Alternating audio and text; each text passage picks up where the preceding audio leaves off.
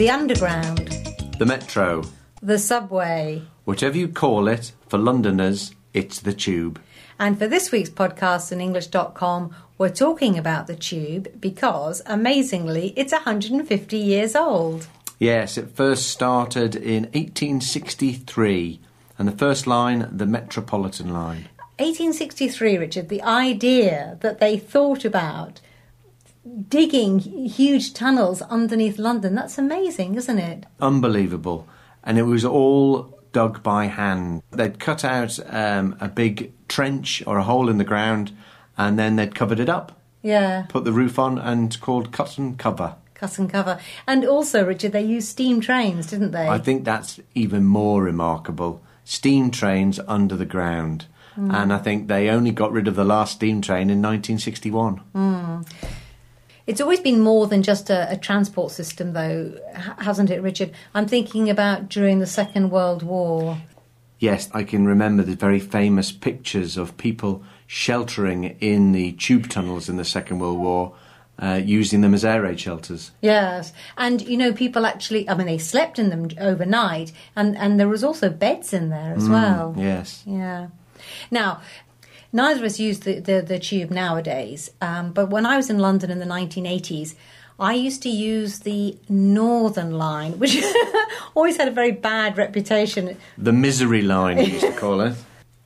Yeah, I used to get on at Archway and get off at Euston. And I remember a couple of times when I was late for work, rushing for a train, I'd rush onto the carriage just as it was about to leave and then realise with horror that I got onto a smoking carriage. And it was full of people smoking, so I'd have to get off at the next station, get on a non-smoking carriage. I mean, nowadays it's amazing to think that you could smoke on the Underground.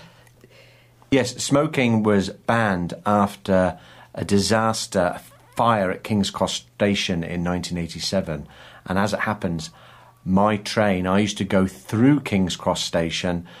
I got home from work, turned on the news, and I saw that King's Cross Station was on fire. There was a huge fire there, and I'd only just been through that station about, 3/4 of an hour beforehand.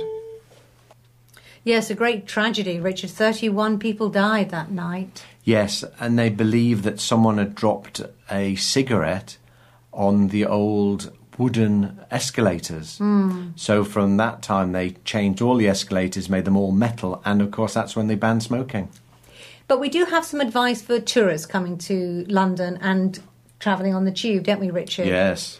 First thing, of course, you need a map. Now, the London Underground map is wonderful. It's fantastically designed and very easy to use, but it's not to scale. It's very famously, I think the most popular journey for tourists is going between Leicester Square and Covent Garden. One stop on the map will cost you £4.30. £4.30. What people don't realise, though, it's only 260 metres if you walk it above ground. Yeah, so don't take that trip. Secondly, when you go up the escalator, when you leave the station, stand on the right. People stand on the right and people walk. If they're in a hurry, they walk on the left. Yes, it's an unwritten rule, isn't it? Yes. But perhaps the most important and the most famous advice for tourists is... Mind the gap. Mind the gap.